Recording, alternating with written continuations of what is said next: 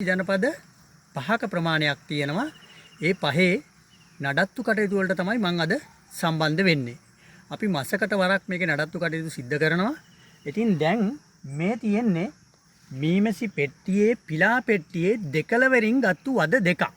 ඔයගලන්ට පේනවා මේ වද දෙකෙන් මෙන්න මේක ගොඩාක් පරණ වෙලා. මේ බලන්නකෝ. මේ කුටීර මේ වෙනකොට කුටීර නැති ගානට පිරිලා. එතකොට මේ වදවල මේගොල්ලෝ බිත්තර දාන්නේ නැහැ. හැබැයි මේගොල්ලෝ හොඳට මේ වදවල පැණි සහ පරාග ඒගොල්ලන්ගේ ආහාර සංචිත ගබඩා ලෙස මේ වගේ පරණ වද භාවිත කරනවා. එතකොට අපි මේ ජනපද නඩත්තුවේදී කරන්නේ මෙන්න මේ වද අරගෙන පැණි පෙට්ටියේ වද රාමු වලට කපලා දැමීම සහ මේ වද ෆ්‍රේම් එක එහෙම නැත්නම් අපි මේ උඩු පටි මේකෙත් ඒ විදිහ මේ බලන්න මේ හොද්දට පරාග පිරලා තියෙනවා. මේ යට කොටස සම්පූර්ණයෙන්ම පරාග වලින් පිරලා තියෙනවා. සහ උඩ කොටස පැණි වලින් පිරලා තියෙනවා. එතකොට මේකේ බිත්තර කීට පිලා කියන මේගොල්ලන්ගේ අවදි එකක්වත් නැහැ. ඊළඟ කාරණාව මේකේ දැන් මේ වෙනකොට හොද්දට මේ පරිසරය සක්‍රිය වෙලා තියෙනවා. පැණි පෙට්ටියේ පැණිවද හොද්දට පිරලා තියෙනවා. අපි ඒකත් පොඩ්ඩක් බලමු. මේ බලන්නකෝ. පැණි පෙට්ටියේ පැණිවද හොඳට පැණි පිරීලා තියෙනවා. මේ පැණිවල පැහැය තැඹිලි රන්වන් පාටයි. ඊළඟ කාරණාව තමයි මේ අසල තියෙනවා විශාල සියඹලා ගහ. මෙන්න මේ සියඹලා ගහට මීට සතියකට පෙර විශාල බඹර කැදැල්ලක් ඇවිල්ලා තමන්ගේ කැදැල්ල ඉදි කරගෙන තියෙනවා. එතකොට මීමැසි පාලකයාට දෙන පූර්ව සංඥාවක් තමයි මෙන්න මේ බඹර මැස්සා කියන්නේ සංචාරක පරාග වාහකයෙක්. අපේ ඉන්න ලොකුම පරාග වාහකයා. මෙන්න මෙයා මුහුදුබඩ කලාපයේ ඉඳලා කන්ද උඩරට දක්වා අදියරෙන් අදියර මෙන්න මේ පැණි කලාප තුනම පහු කරගෙන යනවා. පහත රට, මැද රට සහ උඩ රට. එතකොට මෙයා යනකොට අපිට සංඥාවක් දෙනවා ඒ පරිසර පද්ධති වල එයා නවාතැන් ගන්නේ ඒ පරිසර පද්ධති වල හොඳින් පැණි වහනය වෙන්න පටන්ගෙන තියනවා කියන පූර්ව සංඥාව තමයි බඹර කැදැල්ලක් තුලින් මීමැසි පාලකයාට දෙන්නේ. ඉතින් එතකොට අපි දන්නවා ඒක සනාථ කරමින් තමයි මේ ජනපදවල මේ දැන් පැණි පිරලා තියෙන්නේ. මේ මම හිතන්නේ පූර්ව පැණිවාරේ පටන් ගත්තා විතරයි. අද ජූනි 19. ජූලි අගෝස්තු කියන්නේ අපිට හොඳ පැණිවාරයක් එනවා. හැබැයි මේකේ එච්චර කල් යන්න ඕනේ නැහැ. දැනටමත් පැණි 100ක් පුරවලා තියෙනවා. හැබැයි එකදු කුටීරයක්වත් පිය ගාලා නැහැ. එහෙම නැත්නම් මෝරලා නැහැ. අන්නේ මෝරන අවස්ථාවට මම හිතනවා තව සතියක දෙසතියක කාලයකින් මේක එන්න පුළුවන්. එතකොට අපිට නිස්සාරක භාවිතය හරහා පැණි අස්වැන්න වැඩි වාර ගණනක් එක ජනපදයකින් ගන්නත් පුළුවන්. අපි ඒ කටයුතු බලමු. අද මම ඕගොල්ලොත් එක්ක කතා කරේ මීමැසි ජනපදයක නඩත්තු කටයුතු. අපේ ජනපද පහේම දැන් අපි ජනපද 3ක් පරීක්ෂා කරා. මේ තුන්වෙනි ජනපදේ ඊටාම සාර්ථක විදියට ඒගොල්ලෝ ජනපදයේ පවත්වාගෙන යන බවක් තමයි පේන්නේ. මෙන්න මේ පිලාවද දෙක කපලා අපි දාන්න ඕන තැනත් මම පොඩ්ඩක් ඕගලන්ට මතක් කරන්න. මේ පිලා පෙට්ටියේ දැන් දෙකලවර වද දෙක තමයි මම මේ එළියට අරන් තියෙන්නේ. මේ කෙලවර සහ මේ වම්පස සහ දකුණු පස කෙලවරවල් දෙකේ වද දෙකම අරගෙන අපි පැණි පෙට්ටියේ වද රාමු 4කට කපලා දෙන්න පුළුවන්. ඊන් පස්සේ අපිට පුළුවන් මේ වද මෙන්න මේ මධ්‍යස්ථයට පිලා පෙට්ටියේ දාන්න. ඊට පස්සේ ඒගොල්ලෝ මේවල මේ පරණ වද වෙනුවට ලස්සනට අලුත් සුදු අලුත් වද බඳිනවා වගේම ඒවල බිත්තර කීට පිලා ඒගොල්ලන්ගේ ජීවන චක්‍රය ඇති කරගෙන ජනපදයේ ව්‍යාප්ත කරගන්න ඒගොල්ලෝ බලාගෙන ඉන්නේ. ඉතින් මේ දේ මෙයාලට කරගන්න බෑ. මේ නඩත්තු කටයුතු කියන එක අපි අනිවාර්යෙන් කළ යුතු දෙයක්. ඒ නිසා මීමැසි ජනපදයක නඩත්තුවකින් තොරව අපිට මේ කටයුත්තේ සාර්ථක ප්‍රතිඵල නෙලා ගන්න බෑ කියන එකත් මතක තියාගන්න ඕන. හැබැයි මේ වද මම දැන් කපලා මැදට දාන්නේ මේ වර්ධක කාලය නිසා මේ ජනපද වීක් වෙන්නේ නැහැ. එහෙම නැත්නම් දුර්වල වෙන්නේ නැහැ. මේවා ඉතා ඉක්මනින් නැගිටිනවා. මම මේවා ඩේට් කරලා දාන්නේ අද දිනෙත් එක්කලා. අපි බලමු ඊළඟට මේගොල්ලෝ මේ වද දෙක බඳින්න කොච්චර කාලයක් ගන්නවද කියලා. හරි. මේ සංදීප් ඇග්‍රි විලේජ් කුරුණෑගල විදුරුවැල්ල. මෙන්න බලන්න අපි දැන් මේකේ නඩත්තුව විදියට කරපු කටයුතු ටික මම පැහැදිලි කරන්නම්. මෙන්න මේ කෙළවර සහ වම්පස සහ දකුණුපස දෙකෙළවර තියෙන පිලාවද දෙක පරණ වෙලා සහ ඒවල පැණි සහ පරාග පුරවලා තිබුණා.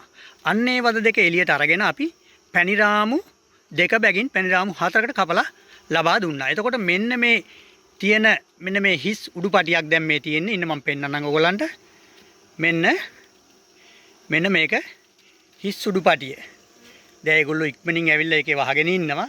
එතකොට හිස් උඩුපටිය අපි දාලා තියෙන්නේ පිලා පෙට්ටියේ කෙළවරෙන් ගත්තට මෙන්න කෙළවරට දැන් ඊළඟ වදේ දාලා තියෙනවා. මෙන්න කපලා ඉවත් කරගත්තු හිස් පිලා වදේ පිලා රාමුව. එහෙම නැත්නම් හිස් උඩුපටිය.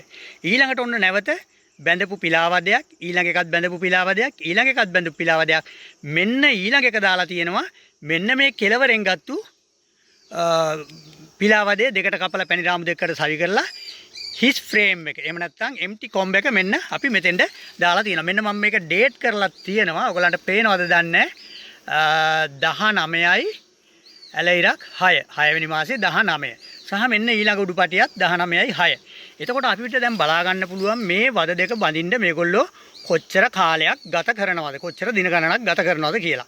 සහ මේකේ දැන් මේගොල්ලන්ගේ මේ ලොකු ගහණයක් ඉන්නවා මේකේ. මේකේ හොඳ ප්‍රශස්ත ගහණයක් ඉන්නවා. පැණි වාරයේ මුල් වාරය එහෙම නැත්නම් පූර්ව පැණි වාරයේ පටන්ගෙන තියෙනවා. ඒ වගේම පැණි පෙට්ටියේ අපි දැක්කා පැණි පුරවගෙන යනවා. ඉන්න මම පෙන්නන්නම් පොඩ්ඩක් ඒකත්. මෙන්න බලන්න. දැන් අපි දෙවනි පැණි පෙට්ටියක් මේකේ තියාගෙන යනවා.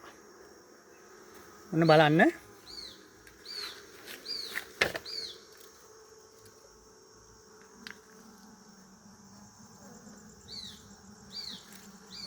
ඔන්න පළවෙනි පැණි පෙට්ටියේ පැණි රාමු 1යි 2යි 3යි 4යි 5යි 6යි. රාමු 8 පෙට්ටියක් වුණාට පැණි රාමු 6ක් දාලා තියෙන්නේ. මේ ආකාරයේ ස්පේසස් තියලා දාලා තියෙන්නේ. ඒයි මේකේ පැණි පුරවලා මේගොල්ලෝ මේ පැණි වද බණ්ඩි කරනවා. බණ්ඩි කරනවා කියන්නේ මේක පුම්බනවා. බැලුන් ආකාරයට පුම්බනවා. ඒ නිසා අපි අන්න ඒ ස්පේසස් එක තියලා තමයි මේ විදිහට වද ටික දාලා තියෙන්නේ. ඊට පස්සේ ඊළඟ එක දැන් මේ පළවෙනි පැණි පෙට්ටිය මේගොල්ලොන්ට අපි දීලා තියෙනවා. අන්න අර යට තියෙන පිලාවද දෙකකුත් කපලා පැණි රාමු 4කට සවි කරලා තියෙනවා. ඒ හතරෙන් එකක් මෙන්න මේක, අනික මේක සහ ඊළඟ එක මෙන්න මේක. මේකේ තියෙනවා ෆ්‍රේම් 3ක්.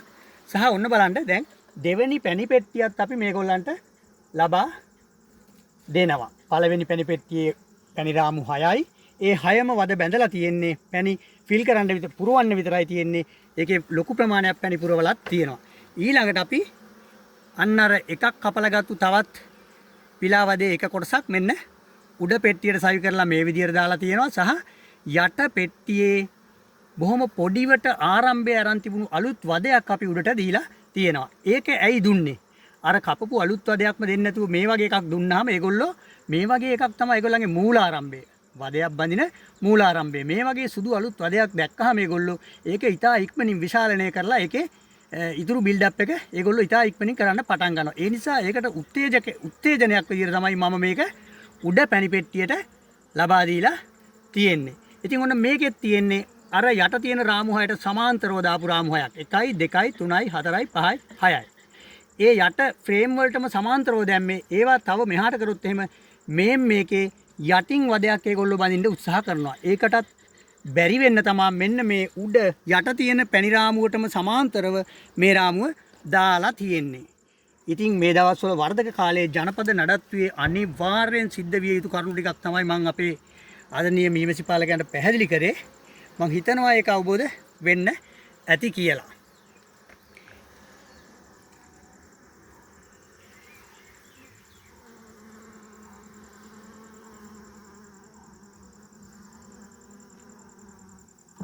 මේ කටයුත්තේදී මම ඇත්තටම දුම්භාවිතයක් කරේ නැහැ.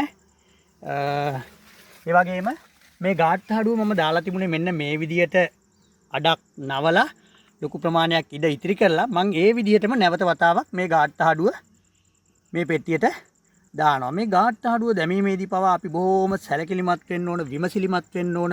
අපේ එකම මීමැස්සෙක්වත් යට නොවි, ඒගොල්ලන්ට හිරිහැර නොවි මේ කටයුතු කරන්න. බොහොම ඉවසීමෙන් බොහොම සූක්ෂමව කරන කටයුත්තක්. ඉතින් ඔන්න අපි මේ ජනපදේ සියලු නඩත්තු කටයුතු කරලා පැණි පෙට්ටි දෙකටත් ඒගොල්ලෝ යවන්න අවශ්‍ය සියලු කටයුතු සූදානම් කරා.